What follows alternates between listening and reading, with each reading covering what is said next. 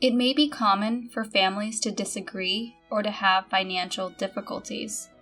However, there are families who manage to keep their families together and go about their daily lives. I believe it is not necessary to think which is happier. My name is Lily. Since I was a child, I've been referred to as a strange child. I'm not sure what's odd about myself. I only think I am because people say I am odd. It's fine to be told that I'm strange, but the problem is that my parents avoid me because of it. My childhood was lonely. I'm so in tune to people's minds that I can read what they're thinking. I'm not sure how I'm able to do it. It's not that I couldn't see or feel everything, but I couldn't understand why I could do what I did. It felt so natural to me. Just like how for ordinary people, they move their hands or breathe. There was a time when I felt an evil emotion or a presence from a coworker who my father had brought home with him. I felt like we had to be careful with that person. I warned my mother, but she ignored me. Later, the coworker persuaded my father to sign a contract as a debt guarantor. My mother did not believe my story. But, as my father was leaving the table with the coworker, I said, "Something tells me that the phrase joint and several is hazardous. I'm not sure what solidarity entails, but be cautious." As a result, my father reluctantly declined to sign as a co-signer. As a result, when his colleague declared bankruptcy and was unable to repay his debts, the entire burden did not fall on my father. Another time, when I was out shopping with my mother, I felt a wave of unease approaching from behind me. When I turned around, I noticed a man wearing sunglasses and a hat, emitting that wave of unease. "Mom, let's just veer off that way and keep going," I said. With that, I took my mother's hand in mine and we walked down a side road.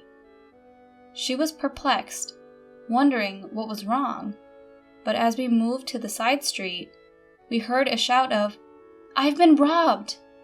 from the main street. The man who had been emitting those dark vibrations had snatched a woman's bag right in front of us and fled. The woman who had been robbed by the man collapsed and was injured. My mother would have been that man's target if we had stayed on the sidewalk. My parents began to avoid me as a strange and peculiar child because this happened so frequently. I was so very lonely. What was normal to me was not normal to others. I was the strange and eerie child, so I kept my thoughts to myself. Even if I was feeling like something was wrong, I stopped expressing it, as if it were something only crazy people felt. I realized that if I didn't say anything, I was just like any other kid, and no one would think I was strange. Sophie, my younger sister, is 3 years younger than me. She is a typical child, unlike me. Unlike me, who is getting darker and darker as the years pass, my younger sister is becoming more adorable and cute. My younger sister was raised with the love from my parents, unlike me. My parents clearly preferred my younger sister to me. Sophie is a lovely young lady, but Lily is dark and shadowy. Lily is an odd child, despite the fact that she no longer says anything strange. I'm not going to say I've stopped saying strange things or feeling things only I can feel. It was something I made up to get by. I was sick of the pain this power was causing me, and I was doing everything I could to keep it under control. I grew up without my parents' love. It was either because my attempts to pretend I was normal gave the impression that I was unusual, or because once this unusual image was attached to me, it could not be erased.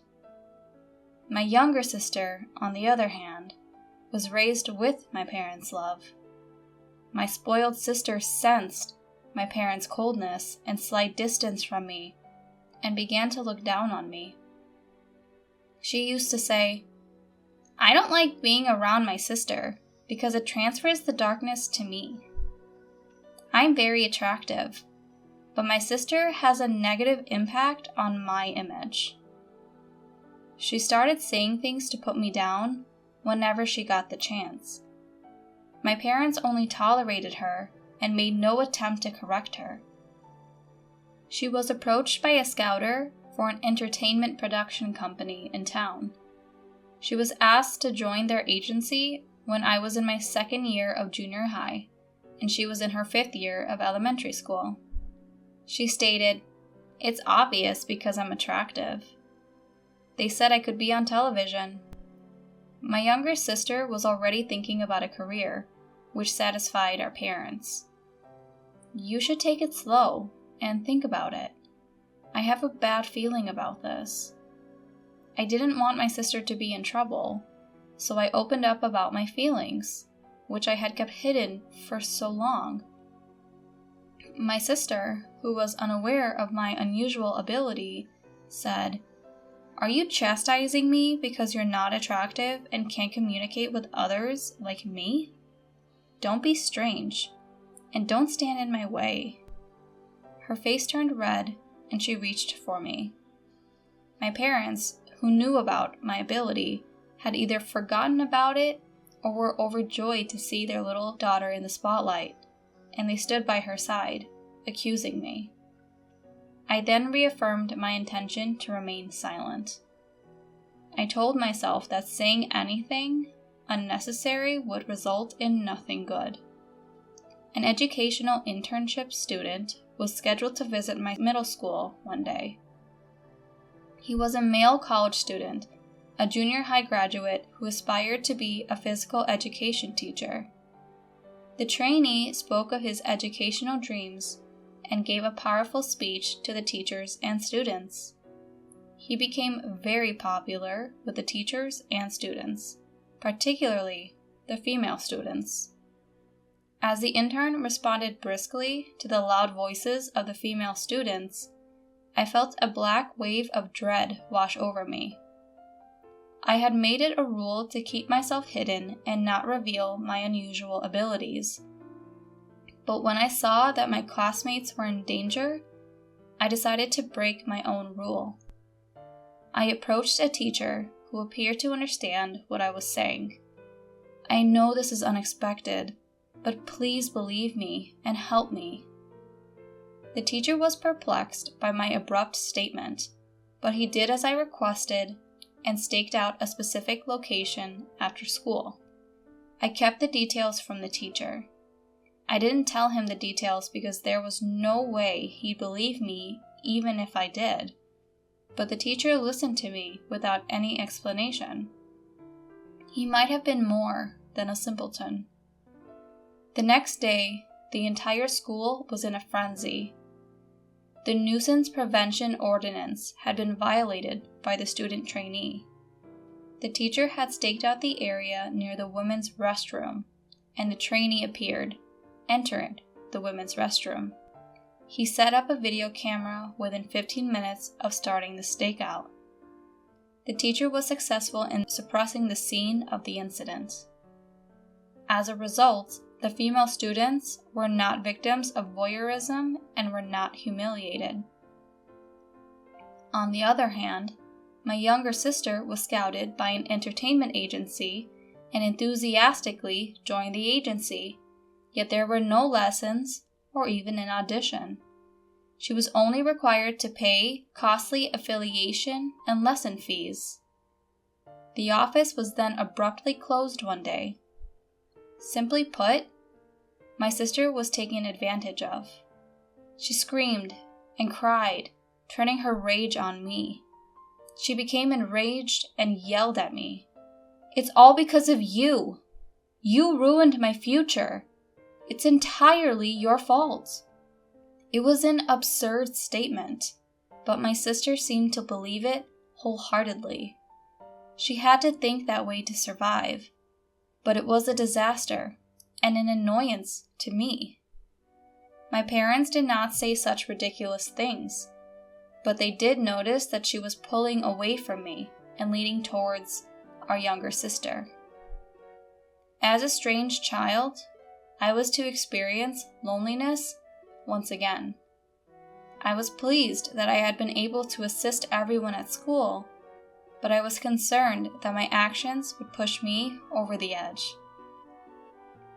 The following day, the teacher who had listened to my story summoned me to the staff room.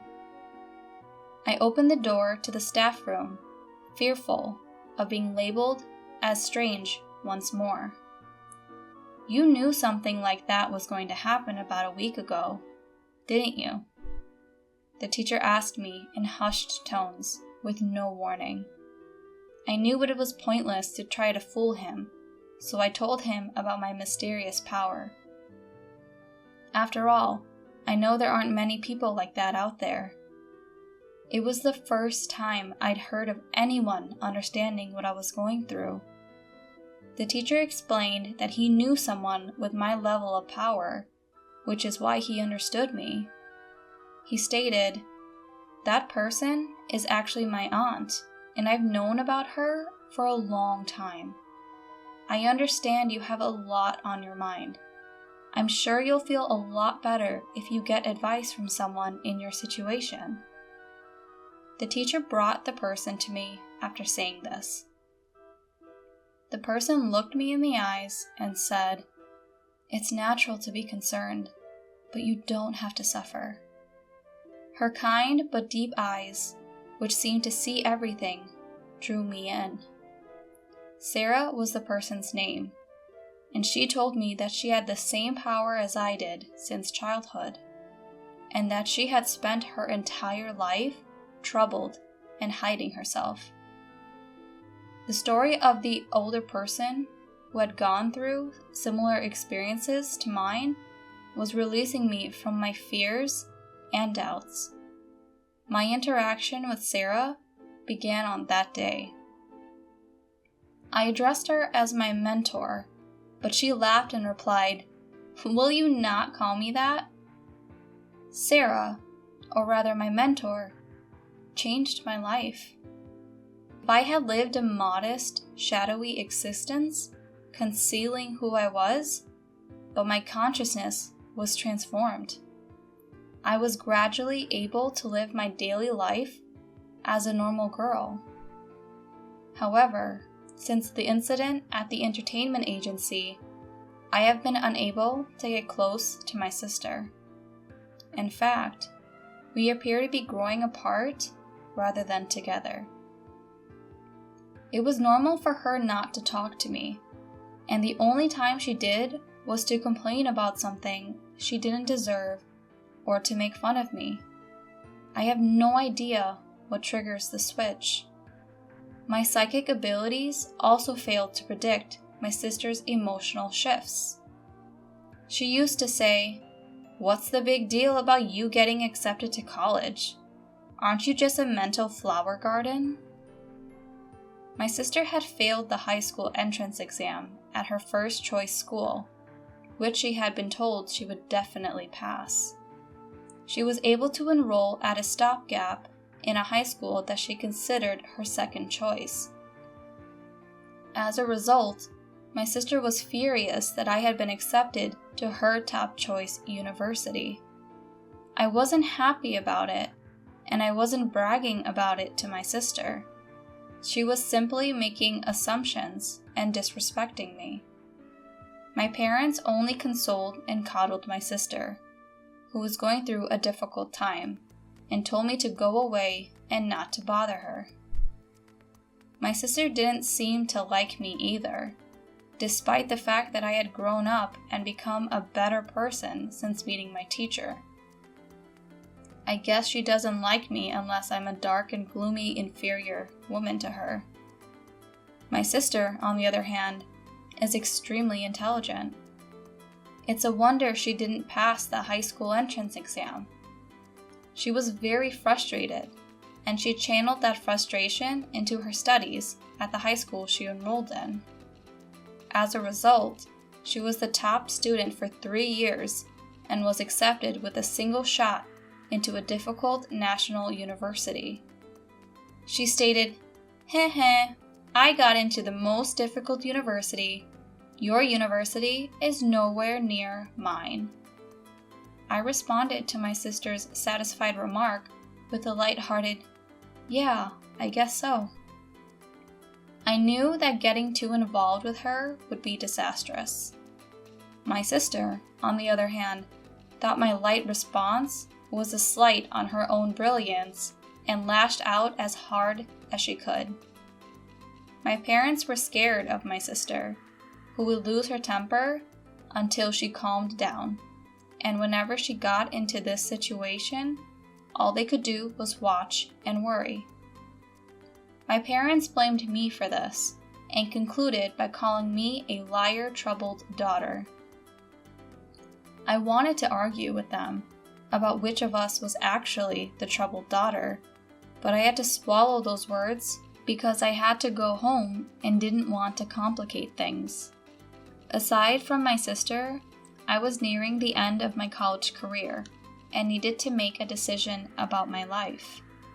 I'm not as dark and withdrawn as I used to be, but I'm still not sociable, and I doubt my ability to form successful interpersonal relationships.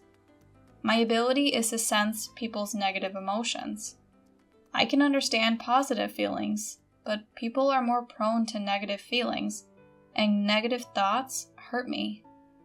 I had been tossed around by swirling negative emotions in school, and I was on the verge of distrusting people.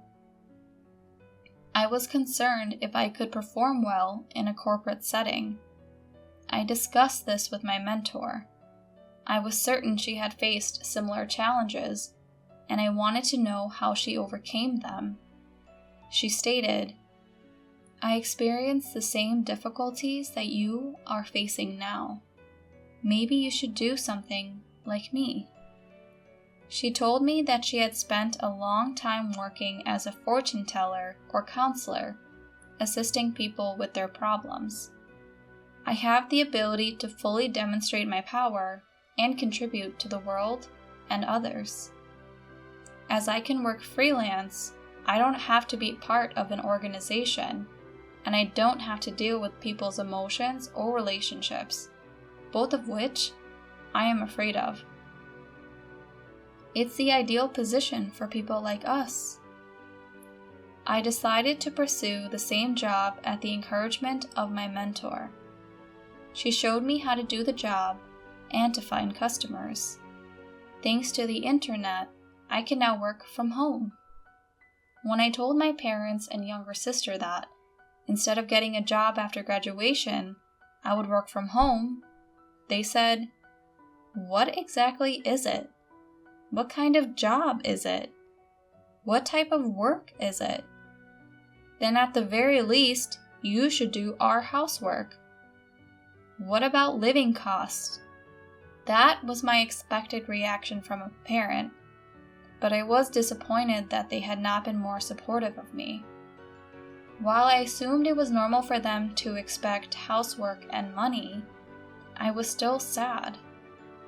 Because of this, I could see my sister disrespecting me even more in the future, which made me even more sad. So my life as a work-from-home employee began.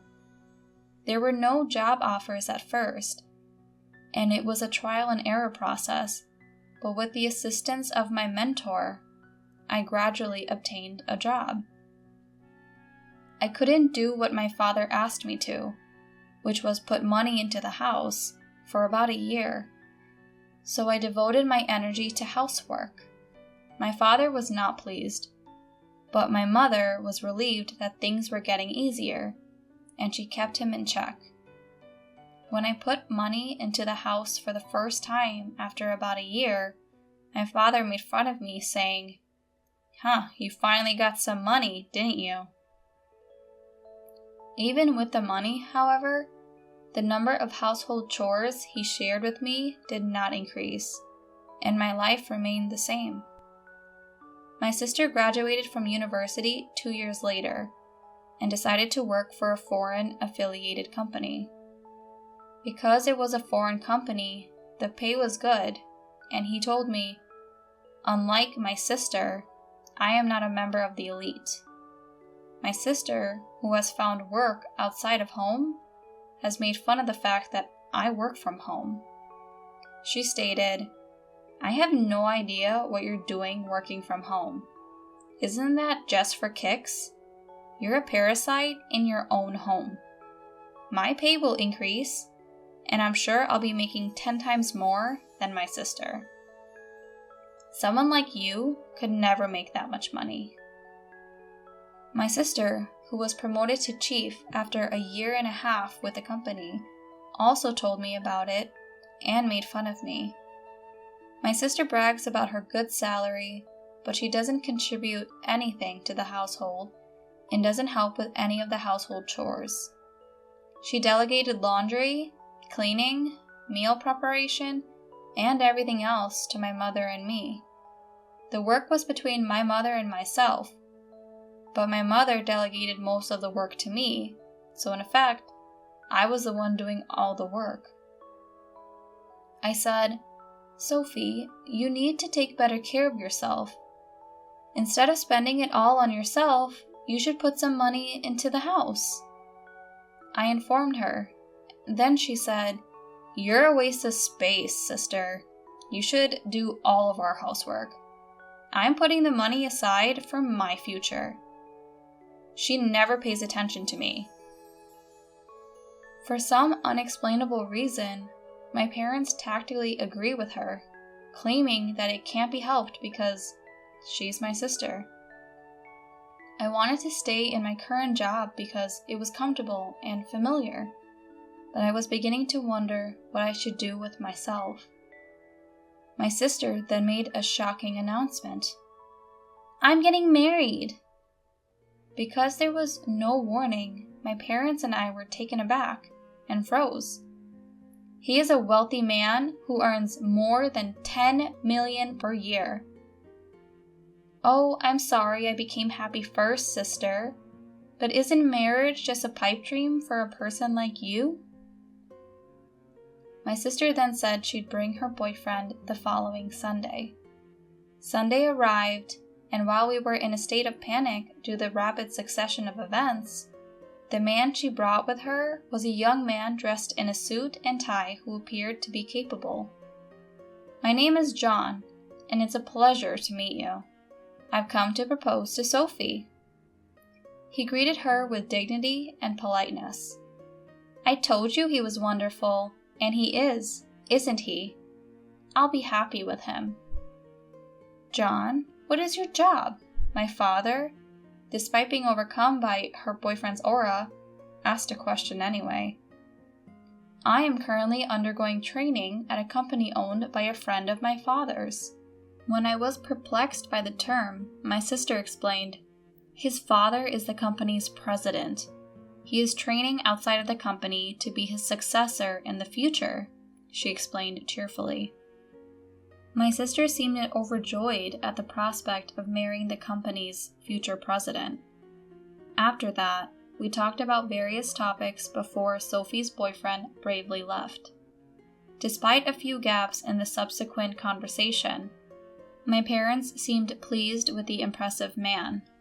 John, who appeared to be young and fresh, cast an inexpressible shadow of blackness on me.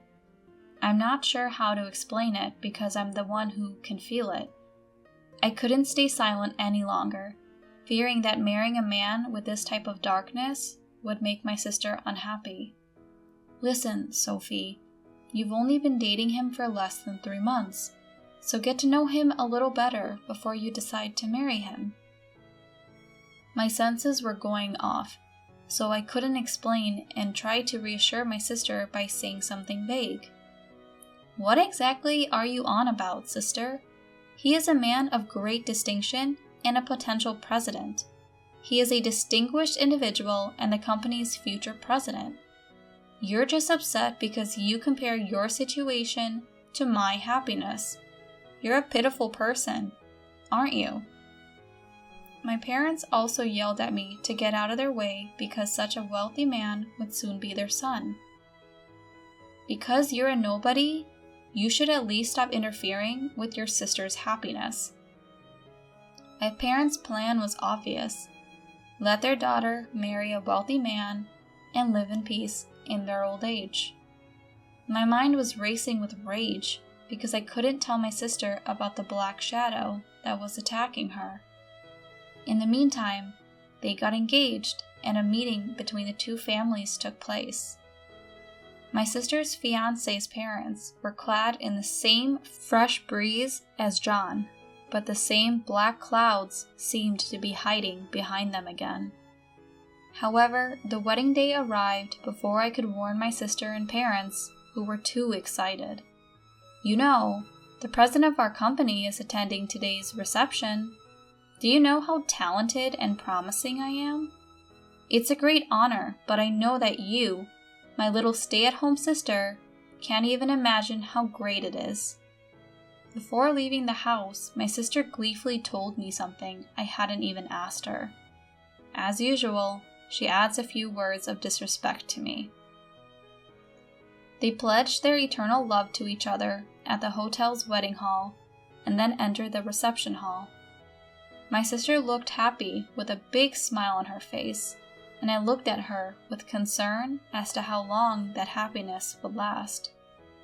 The president of the company, my sister said, would give the speech as guest of honor. It was a congratulatory speech, so naturally, it was a speech that lifted up my sister, and she was pleased with it.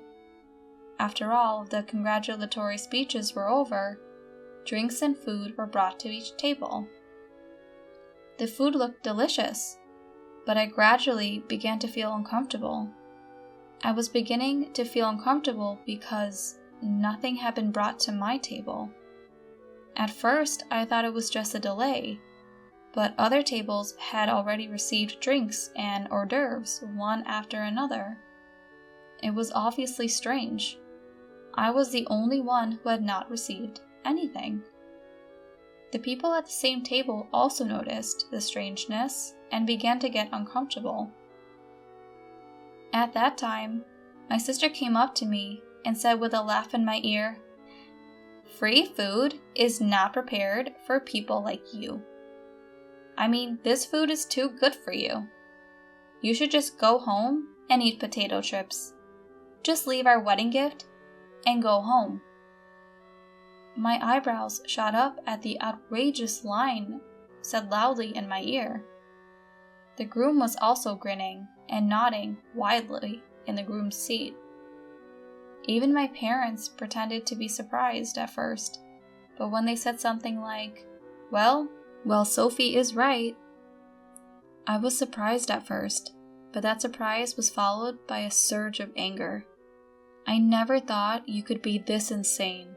Father and mother, you are too much. How could you accept such rudeness?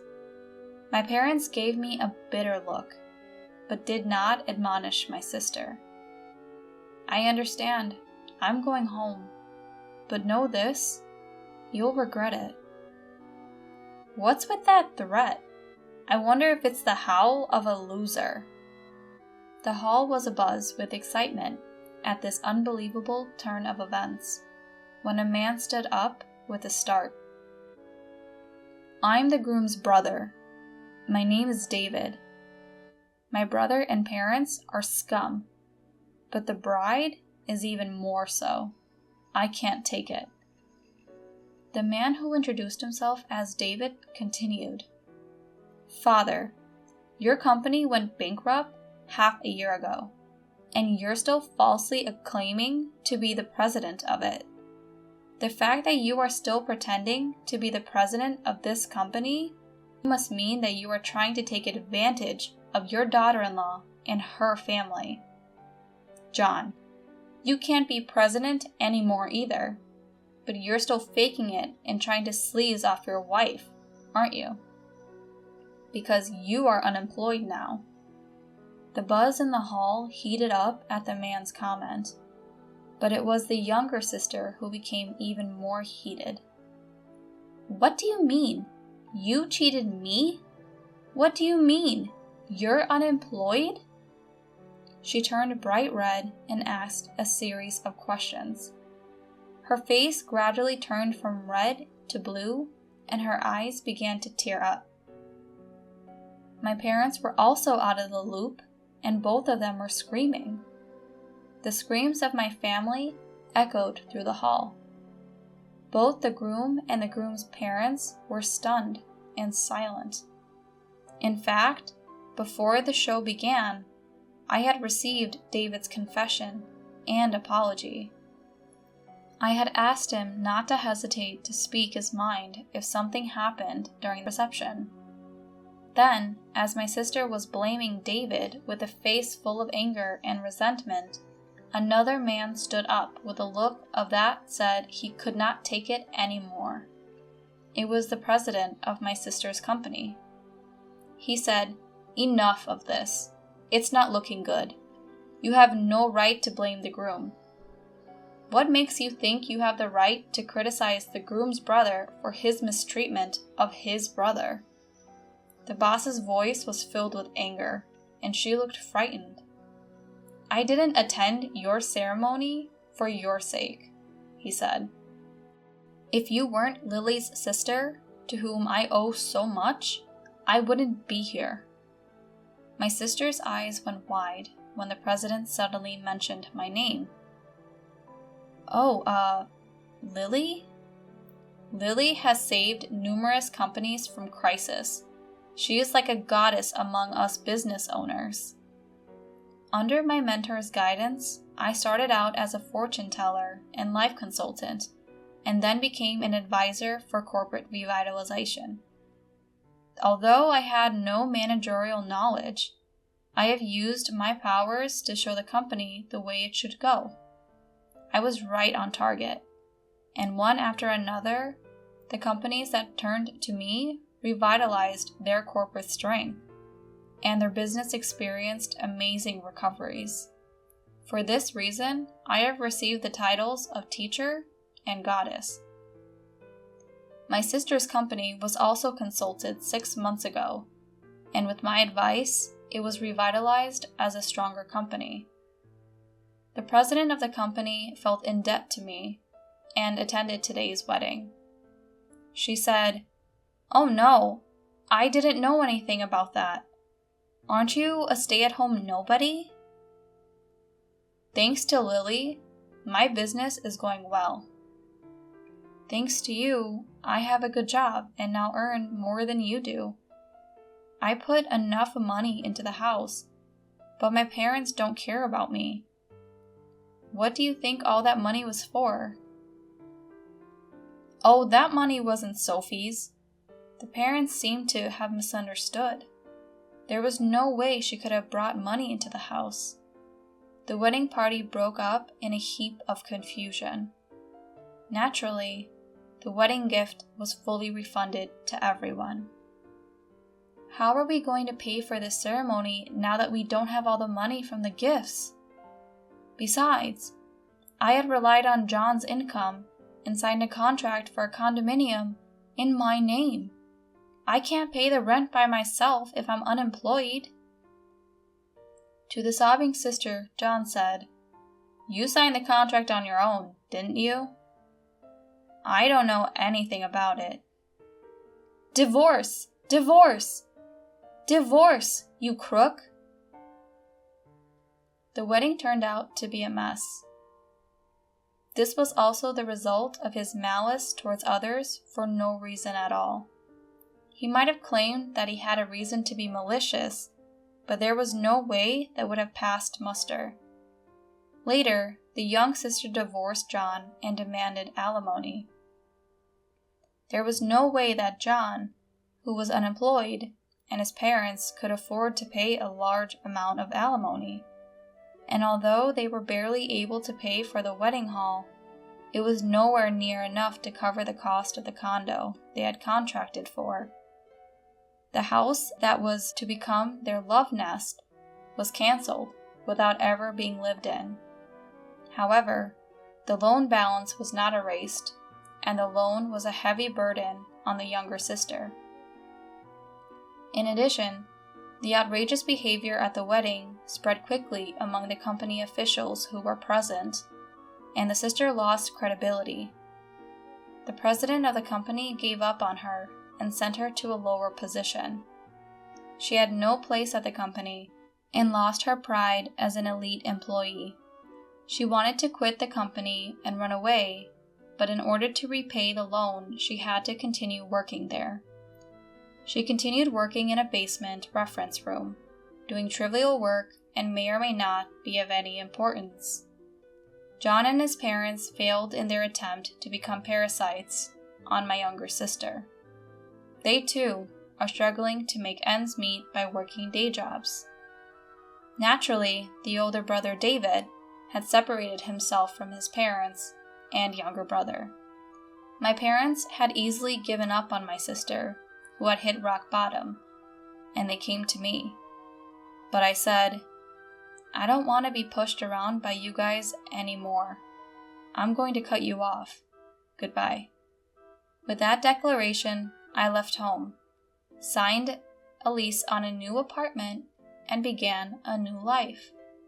I took in my sister, who had fallen on hard times, and began to have trouble making ends meet. My sister's salary had been drastically reduced, and she could not afford to put any money into our parents' house. Naturally, I also stopped the money I had been putting in my parents' house. My parents, who could not lower their standards of living, quickly became exhausted and were complaining every day. My business is going well, and I am helping many companies and people in a positive way. And to tell the truth, I started dating David after the wedding incident, and he recently asked me to go out with him. If things continue as they are, marriage is on the horizon. I can't help but look forward to building up happiness with David, who has a clear heart with no dark shadows.